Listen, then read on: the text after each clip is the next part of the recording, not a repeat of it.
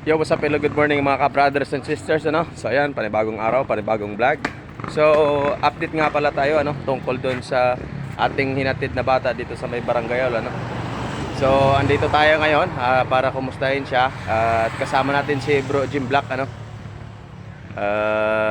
Hihintayin na lang natin siguro si Kuya Raymond dito.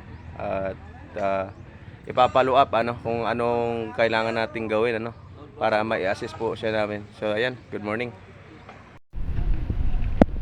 So, andito po siya, ano, mga ka-brothers and sisters. So, ano, kamusta ka? Okay lang. Nakapamahaw ka na? Ayun pa. Okay pa? Pungko dito na niyo. Opdang ka na mong karon.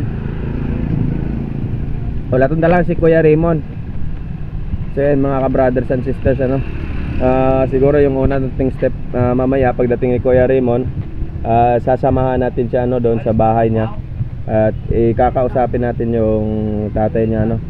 Sabi daw niya, sasamahan daw siya at uuwi siya dun sa bahay niya para kunin yung ID niya, ano, at yung damit niya.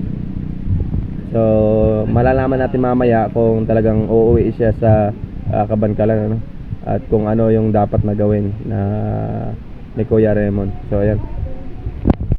So ayan, mga ka-brothers and sisters, ano, habang hinihintay namin si Kuya Raymond ay magkakape muna kami. Papakainin muna natin siya ng tinapay at kape, ano, kasi hindi pa daw siya nag-almusal at kami rin, ano, gugutom na. So ayan.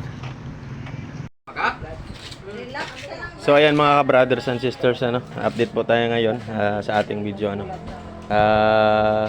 Hinihintay po natin si Kuya Raymond dito. At habang hinihintay si Kuya Raymond ay nagkape muna tayo. At dahil gutom na daw po siya, nagkape tayo. At tayo naman po ay hindi pa nagkape, kaya sumabay na lang po tayo sa kanya. So ayan, update na lang namin kayo mamaya. Ayan lang.